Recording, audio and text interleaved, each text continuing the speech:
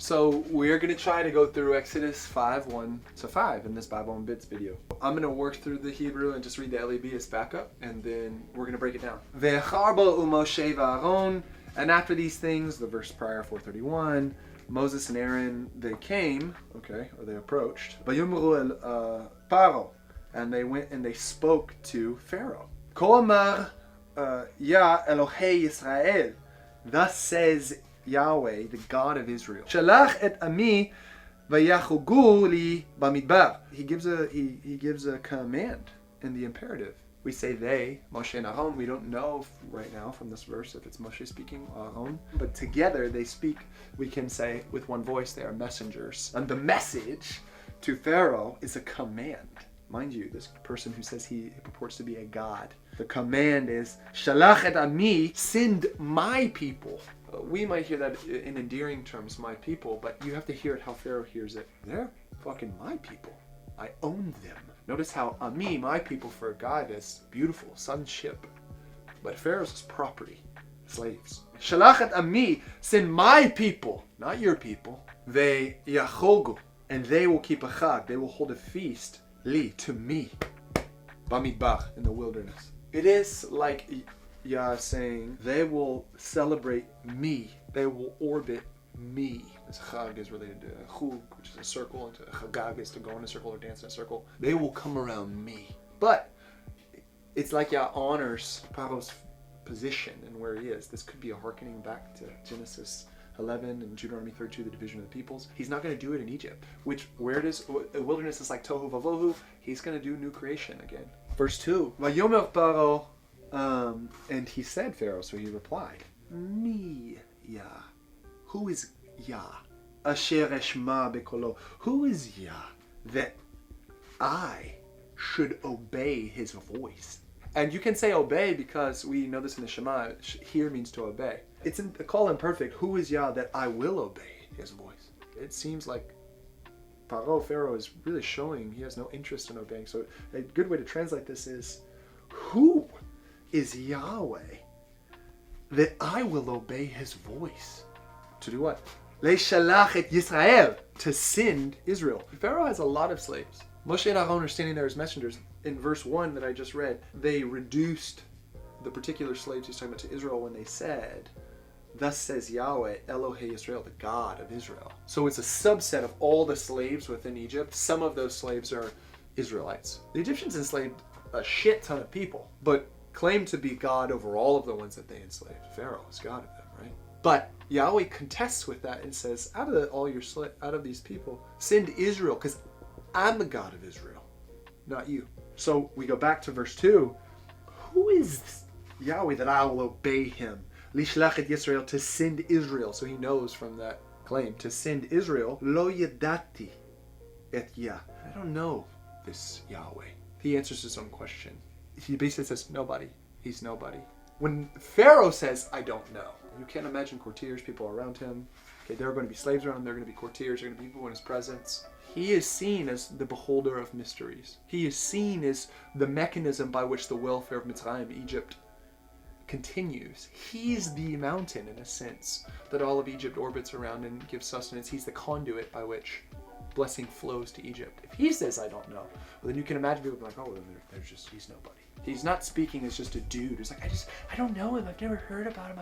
I wish someone would tell me about God. So don't read this like that. Like I can imagine, there are people who are like bleeding hearts. It's beautiful. That's not how Pharaoh is speaking here. The gam, and also, it doesn't just say ve'et. He could have just said ve'et Yisrael lo ashaleach, but he says ve'gam.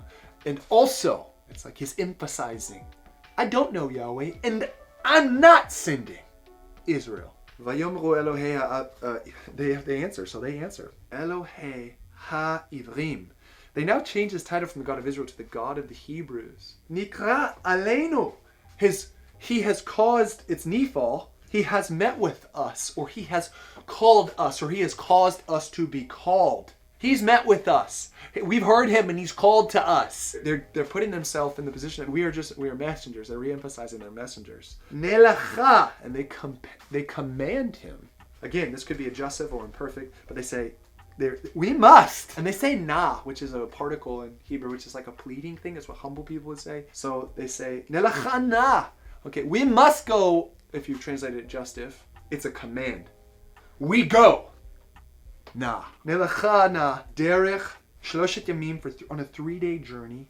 Bamidbar, in the wilderness, so not in your territory, not in your land. Who wants the wilderness? Nobody. Nobody wants the wilderness. Yahweh's humble. He'll take that. Venizbecha, and we will sacrifice LaYahweh Eloheinu, to Yahweh our God. Now they're still holding that Yahweh is their God. He's our God, not you. Pen yifkaenu, lest he causes us. It's the imperfect. Lest he will cause us to meet. Badever, which is plague. Oh, vecharev, or sword. So it's a threat. So now it's just, hey, this is what we want to do, this is where we are. And it says, we must go and you will let us go. Threat. Lest Yahweh cause us to meet with a plague or with a sword. Now here it is Yifkaenu. Nu is we. At this point, it's fair to ask, is we or us Israel and the Egyptians we? Or just Israel? It's possible to read it because they're saying now they're humbling themselves and they have to function priestly and they have to bring the offering, that their God will strike them with plague or with sword. And then verse 4, he responds, Vayomer alehem melech Mitzrayim. Up to this point, Pharaoh has been called by his name, Pharaoh. But at this point it says, and he said to them, Melech Mitzrayim, the king of Mitzrayim, the king. We're using this title Melech, and we're cued in. This is about a kingdom. This is about kingship. You're dealing with a king. And he says, Lama Moshe va'Aaron. Now this is scary because you can imagine here these nobodies, whatever.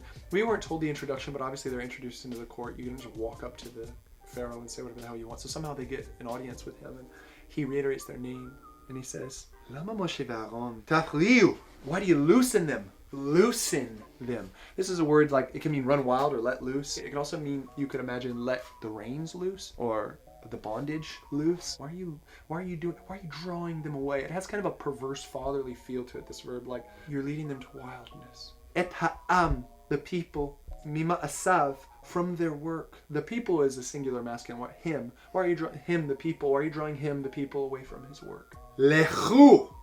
He commands them.